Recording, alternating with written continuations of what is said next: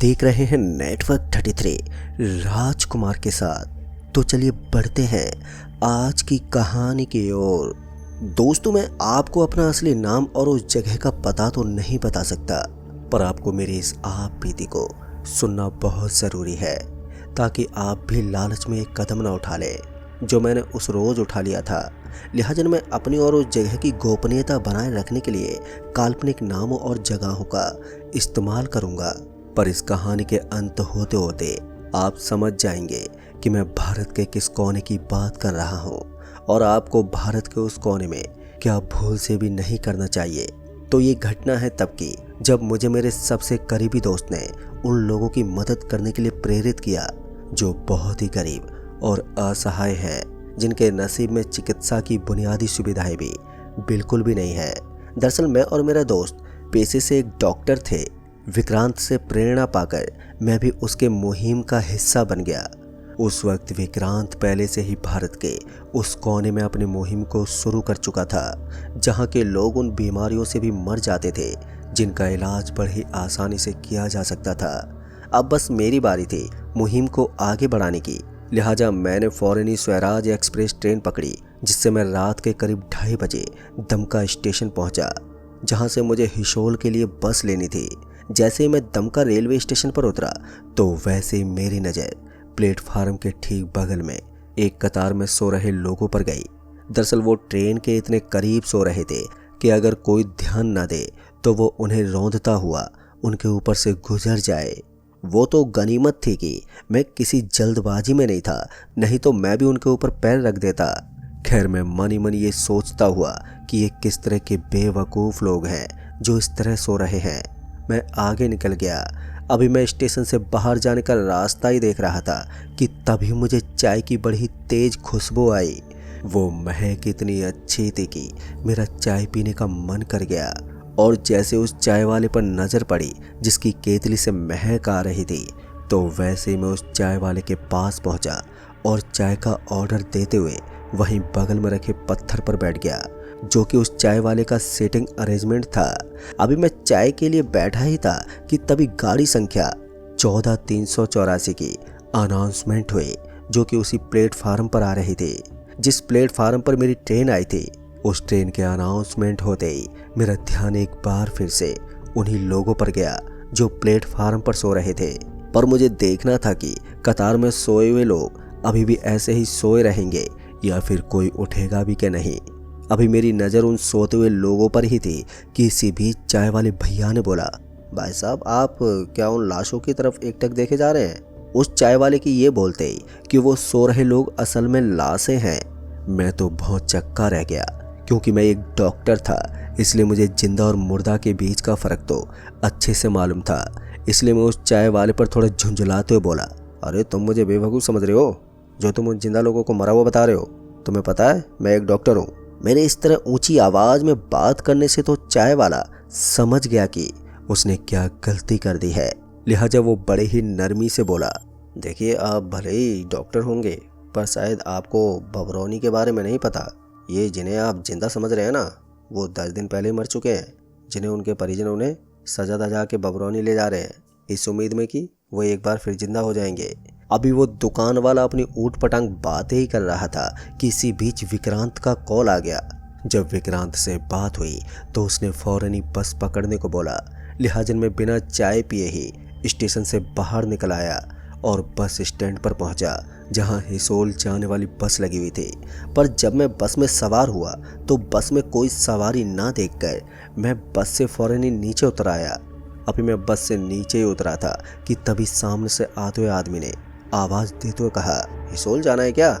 जिस पर मैं जवाब देते हुए बोला, हाँ हिसोल जाना है। मेरे हाँ कहते उस आदमी ने बोला, तो चलो बैठो बस में। ये बोलते हुए वो आदमी बस में चढ़ गया और बस का इंजन स्टार्ट कर दिया। बस के इंजन के स्टार्ट होते ही मैं भी बस में बैठ गया। मेरे बैठते ही बस निकल पड़ी हिसोल के लिए। चूंकि मैं इकलौता ही सवारी था, तो ऐसे में मुझे उस आदमी यानी कि बस ड्राइवर पर थोड़ी शंका भी हो रही थी। अब तक रात के 3 बज चुके थे। बस उबड़ खाबड़ रास्तों के साथ हिचकोले खाते हुए आगे चली जा रही थी। फिर इसी बीच वो आदमी यानी कि बस ड्राइवर ने अपनी चुप्पी तोड़ते हुए कहा, भाई साहब, आपका नसीब बहुत अच्छा है, जो मुझे हिसोल से अर्जेंट काम आ गया, नहीं तो मैं एक सवारी के साथ हिसोल का सफ़र नहीं करता। ये सुनकर कि बस ड्राइवर की मजबूरी के चलते मेरा फ़ायदा हो गया, मेरे बेचैन मन को थोड़ा सुकून मिला। साथ ही हम दोनों के बीच बातचीत शुरू हो गई और हम दोनों के बीच बातचीत चली रही थी कि तभी उस बस ड्राइवर ने बोला, साहब बबरौनी आने वाला है, हो सके खिड़की के बाहर मत देखना। बस ड्राइवर के ये कहने पर कि बस की खिड़की के बाहर मत देखना, मैं उसके उलट खिड़की के बाहर ही देखने लगा। फिर इसी बीच बस की रफ्तार थोड़ी धीमी हुई तो मेरी नज़र बस के बाहर उन लोगों पर गई जो सड़क पर सोए हुए लोगों के ऊपर मिट्टी की मोटी परत चढ़ा रहे थे। उन्हें ऐसा करता देख मैंने बस ड्राइवर से पूछा, अरे ये क्या कर रहे हैं? आखिर ये लोग सो रहे लोगों पर मिट्टी की मोटी लेप क्यों लगा रहे हैं? मेरे सवाल पूछने पर बस ड्राइवर ने बोला, साहब आप इन सब चक्रों के बारे में ना ही जानो तो ये अच्छा है। उस वक्त तो बस ड्राइवर ने मुझे कुछ भी नहीं बताया, पर मेरे मन में ये बात घर कर गई। खैर तकरीबन सुबह के 4 बजे के आसपास मैं हिसोल उतर गया, जहां विक्रांत मेरा वेट कर रहा था। फिर उसके बाद मुझे विक्रांत अपने अस्पताल ले गया, यहाँ वो रहता भी था। कुछ देर आराम करने के बाद विक्रांत ने बताया कि यहाँ के लोगों को विलायती उपचार पर विश्वास नहीं है, इसलिए ये लोग यहाँ इलाज करने के लिए बिल्कुल भी नहीं आते, बल्कि घरेलू इलाज या फिर तंत्र मंत्र यानी कि झाड़ फूक से ही काम चला लेते हैं। ऐसे में उन्हें जागरूक करना और विलायती इलाज के लिए मनाना बहुत ही ज़रूरी है। विक्रांत की बात तो सही थी, देहातों में ऐसा ही तो होता है। लिहाजा मैं विक्रांत के साथ लोगों को जागरूक करने के अभियान में लग गया, जिसमें हम लोग गांव-गांव जाकर बीमार लोगों का इलाज करते। पर हमारे इतने प्रयास के बावजूद लोग हमें देखते इस तरह से आंख चुराते मानो वो हमारे कर्जदार हों। मैंने सोचा नहीं था कि लोगों की भलाई करने का काम इतना कठिन होगा। खैर मैं और विक्रांत किसी तरह अपना हौसला बनाए रहे, इस उम्मीद में कि देर से ही सही पर अपनी मेहनत रंग लाएगी। इसी बीच विक्रांत को आनन फानन में वापस से घर जाना पड़ा, क्योंकि उसकी छोटी बहन सुधा की तबीयत सीरियस हो गई थी। अब विक्रांत के जाने के बाद मैं अकेला पड़ गया। वैसे तो बंधुआ मेरे साथ था, जो गांव का ही रहने वाला था। एक बंधुआ ही था जो हमें गांव की सारी जानकारी देता था। खैर विक्रांत के जाने के कुछ दिनों के बाद एक शाम जब मैं अपने रूम पर आराम कर रहा था कि तभी बंधुआ आया और बोला, हिम्मत भैया चलो आज आपको एक चमत्कार दिखाता हूँ। उस वक्त तो मैं बंधुआ की बात समझ नहीं पाया कि आखिर वो कहना क्या चाहता है, पर यह सोचकर कि थोड़ा एंटरटेनमेंट हो जाएगा, मैं बंधुआ के साथ जाने के लिए तैयार हो गया। फिर जब मैं बंधुआ के साथ फोकड़ी मेड़ी पहुंचा तो वहां बहुत ही ज़्यादा भीड़ जमा थी और सभी काली चुड़ैल आंखें खोलो, काली चुड़ैल आंखें खोलो का नारा लगा रहे थे। पहले तो मुझे ऐसा लगा कि वो काली माता आंखें खोलो कह रहे हैं, पर जब ध्यान से सुना तो वो सच में किसी काली चुड़ैल का आवाहन कर रहे थे। और जब यही बात मैंने बंधुआ से पूछी कि ये चल क्या रहा है, तो बंधुआ ने बताया कि हमारी बबरौनी में एक बहुत ही पुराना रहस्यमय सुरंग है जिसमें काली चुड़ैल कैद है। यहाँ के लोगों का मानना है कि वो चुड़ैल हमारे हर दुख को ख़त्म कर सकती है, यहाँ तक कि वो मुर्दों में भी जान डाल सकती है। और आज ये लोग यहाँ इसीलिए जमा हुए हैं। दोस्तों इससे पहले मैं बंधुआ की मुर्दे में जान डालने की बात पर कुछ कहता कि बंधुआ ने मेरा हाथ पकड़ा और उस भीड़ के और करीब ले जाते बोला, हेमंत भैया आप देख रहे हो ना, उन्हें जो मुर्दे पर मिट्टी का लेप चढ़ा रहे हैं, ये लोग मर चुके हैं, पर इन्हें एक बार फिर से जिंदा करने की कोशिश की जाएगी। इन्हें इसी मिट्टी के लेप से पूरा ढक दिया जाएगा और फिर बबरौनी के उस काली चुड़ैल के सुरंग में 1 हफ्ते के लिए छोड़ दिया जाएगा। और फिर जो चमत्कार होगा ना, वो आप अपनी आंखों से देखना। आज से ठीक 1 हफ्ते बाद। उस वक्त बंधुआ की बात सुनकर और वो लोगों का विश्वास देखकर मैं भी दंग रह गया। ये वही लोग थे जिन्हें हमारे मेडिकल सिस्टम पर जरा भी भरोसा नहीं है, पर काल्पनिक चुड़ैल पर विश्वास था उन्हें। उस वक्त मुझे लगा कि मैं भी किन जाहिलों के लिए शहर की लाइफ छोड़ छाड़ कर यहाँ पर आ गया। इन्हीं विचारों के साथ मैं बंधुआ के साथ वहाँ से वापस लौट आया। रूम पर लौटने के बाद बंधुआ ने मुझसे सवाल करते हुए बोला, हेमंत भैया आपको हम गांव वाले पागल लग रहे हैं। ऐसा करना, आप किसी भी गांव वालों से मेरे बारे में पूछना, फिर आपको भी गांव वालों की तरह उस काली चुड़ैल की शक्ति पर विश्वास हो जाएगा। इतना बोलकर बंधुआ अपने घर चला गया। और वहीं उसके जाने के बाद मैं ये सोचने लगा कि बंधुआ ने अपने बारे में किसी और से पूछने को क्यों कहा। वो खुद भी तो अपने मुंह से बता सकता था। खैर वो रात बड़ी अजीब सी कसम कसमें बीती। सुबह होते ही विक्रांत का कॉल आ गया तो पता चला कि उसकी बहनसुदा आईसीयू में है, कभी भी कुछ भी हो सकता है उसे। उस वक्त तो मैं विक्रांत को हौसला ही दे सकता था और मैंने किया भी वही। विक्रांत से बात करने के बाद मैं पहुंचा कुरेला स्टेशन। दरअसल मेरी बाइक आ रही थी और उसे ही रिसीव करने मैं स्टेशन पहुंचा। अभी मैं स्टेशन पहुंचा ही था कि तभी स्टेशन मास्टर ने मुझसे बोला, हेमंत बाबू, आप बेकार में अपना कीमती समय इन गांव वालों के पीछे बर्बाद कर रहे हो। अपने बारे में सोचो जरा, वैसे भी इन लोगों पर आपकी विलायती दवाई काम नहीं करेंगी। उस वक्त मुझे ये समझ में नहीं आया कि वो स्टेशन मास्टर मेरा मजाक उड़ा रहा है या फिर गांव वालों का। उस वक्त मैंने स्टेशन मास्टर को मुंह नहीं लगाया और ये बोलकर आगे निकल गया कि अभी थोड़ा काम है, फिर कभी मिलता हूँ। ये कहकर अभी मैं कुछ कदम चला ही था कि पीछे से स्टेशन मास्टर ने आवाज़ देते हुए बोला, अपने उस बंधुआ मित्र से जरा बच के रहना। वही इकलौता है जो दोबारा जिंदा होने के बाद अब तक जिंदा है। पता नहीं उसकी मानो से क्या खा के जाना था। स्टेशन मास्टर के ये बोलते ही मेरे कदम एकदम से अपनी जगह ही ठहर गए। मैं तुरंत ही पीछे पलटा और स्टेशन मास्टर के करीब आते हुए बोला, आप मजाक कर रहे हैं क्या? अगर ऐसा होता तो मुझे बंधुआ पहले ही बता देता। मेरे इस सवाल पर स्टेशन मास्टर ने हंसते हुए जवाब देते बोला, अरे वो क्या, जो भी दोबारा जिंदा होता है ना, वो ना तो अपने जिंदा होने की बात अपने मुंह से किसी को बता सकता है और न ही उसके साथ उस काली चुड़ैल ने 7 दिनों तक क्या किया ये बता सकता है। दोस्तों, स्टेशन मास्टर की बात से मुझे बंधुआ की पिछली रात वाली बात याद आ गई, जिसने उसने बोला था आप मेरे बारे में किसी से भी पूछना। मतलब बंधुआ मुझे ये बताना चाहता था कि वो खुद मरने के बाद जिंदा हुआ है। अब अचानक ही मेरी जिज्ञासा और भी ज़्यादा बढ़ गई और मैंने स्टेशन मास्टर से रिक्वेस्ट करते हुए कहा, सर आपके पास अगर वक्त हो तो मैं बंधुआ और उस काली चुड़ैल के बारे में विस्तार से जानना चाहूँगा। मेरे ये कहते स्टेशन मास्टर ने बोला, हाँ हाँ क्यों नहीं, आप शाम को आइए हमारे घर, रात के खाने पर आपको सब कुछ तसल्ली से बताएंगे। स्टेशन मास्टर के इस वादे के साथ कि वो रात के खाने पर पूरी बात बताएगा, मैं अपनी बाइक लेकर स्टेशन से वापस से अपने रूम पर चला आया, जहां बंधुआ मेरा इंतजार कर रहा था। बंधुआ मेरी बाइक देखते ही बोला, क्या हेमंत भैया, नई फटफटिया, अब तो ज़्यादा पैदल नहीं चलना होगा। बंधुआ जहां एक और मेरी बाइक देखकर बेहद खुश लग रहा था, तो वहीं दूसरी ओर ये जानकर कि वो मर के जिंदा हुआ है, अब मुझे उसे देखकर घबराहट महसूस हो रही थी। खैर उस वक्त मैंने अपनी घबराहट को जाहिर नहीं होने दिया और बंधुआ के साथ निकल पड़ा बीमार लोगों का इलाज करने। सुबह से शाम तक करीबन 6 से 7 गांव घूमने के बाद मैं बंधुआ को उसके घर छोड़ता हुआ पहुंचा स्टेशन मास्टर के घर, जहां वो मेरी आस लगाए ऐसे बैठे थे मानो मैं उनका दामाद हूँ। स्टेशन मास्टर के घर पहुंचते ही उन्होंने बड़े ही गर्मजोशी से मेरा स्वागत किया और अपने परिवार से मिलवाया।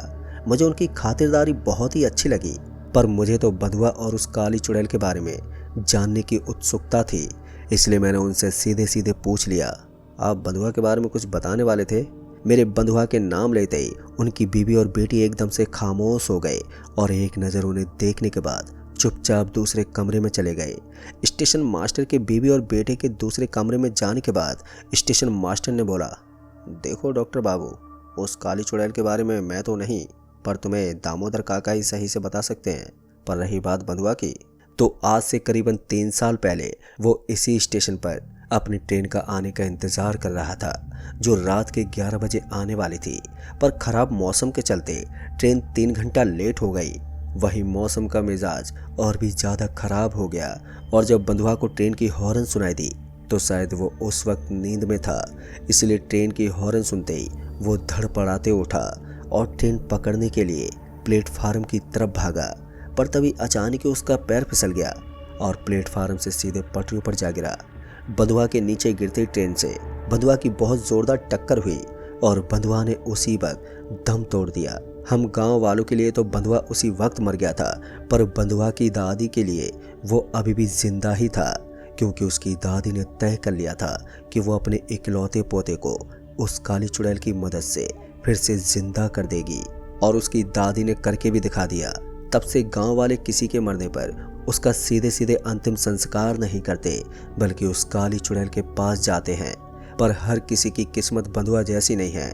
स्टेशन मास्टर की बात सुनकर मेरा दिमाग ही सुन्न हो गया।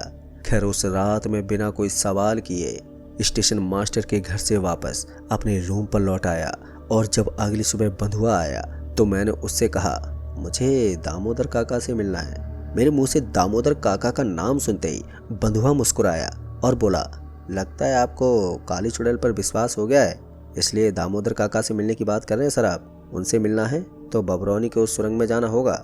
दामोदर काका वहीं सुरंग के मुहाने बनी अपनी झोपड़ी में रहते हैं। तो बताओ कब चलना है उनसे मिलने। बंधुआ ने जब ये बोला कि दामोदर काका से मिलने के लिए बबरौनी जाना होगा तो मैं थोड़ी सोच में पड़ गया, क्योंकि बबरौनी यहाँ से काफ़ी दूर था। ऐसे में यहाँ का काम भी मेरे ही जिम्मे था, इसलिए मैंने कुछ वक्त के लिए दामोदर काका से मिलने का प्लान पोस्टपोन कर दिया। पर उनसे मिलने की लालसा कम नहीं हुई।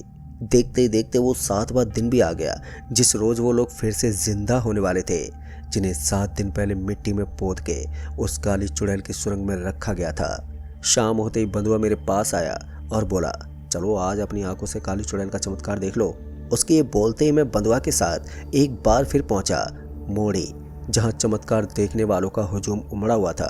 जब मैं वहां पर पहुंचा तो मैंने नोटिस किया कि वो उन मुर्दों पर चढ़ाई गई मिट्टी की परत अब लाल हो गई है और सख्त भी, मानो किसी आग की भट्टी में उन्हें रखा गया हो।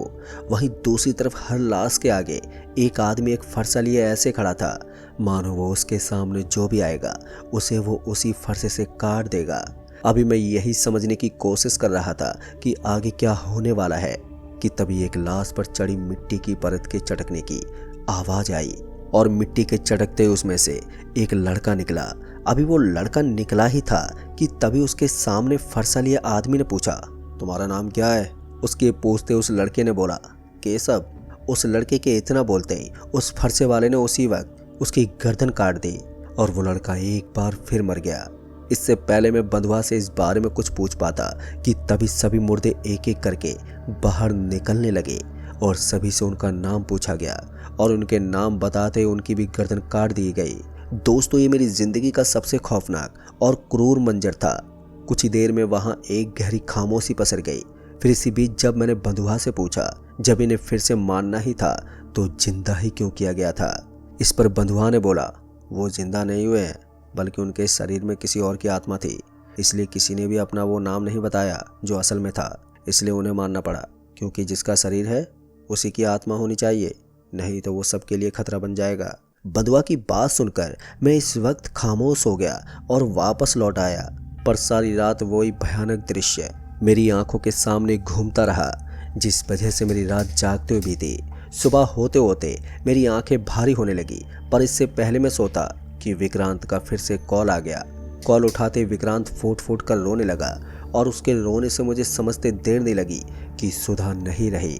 पर जब विक्रांत ने बोला वो सुधा को काली चुड़ैल की मदद से जिंदा करेगा, तो उसके मुंह से ये सुनकर मैं भी चौंक गया, जिस पर मैं उस पर भड़कते बोला, अबे तू पागल है क्या? तुझे पता है ना बंधुआ के अलावा कोई दोबारा जिंदा नहीं हुआ है। पिछली रात भी करीब दर्जन भर लोगों को गला काटा गया है।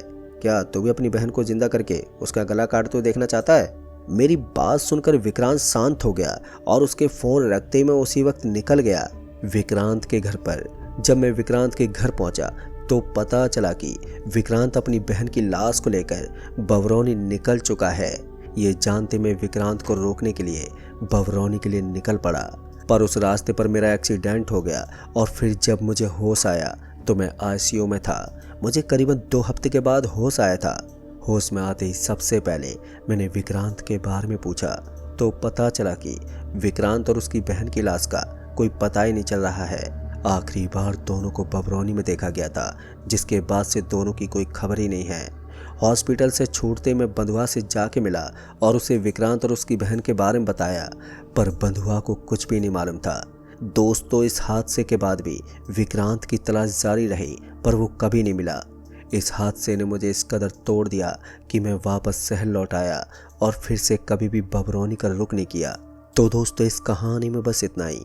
कहानी आपको पसंद आई हो तो वीडियो को लाइक शेयर कमेंट ज़रूर कर दें। तो मैं आपका दोस्त राजकुमार जल्द ही मिलूंगा ऐसी एक और खौफनाक डरावनी कहानी के साथ।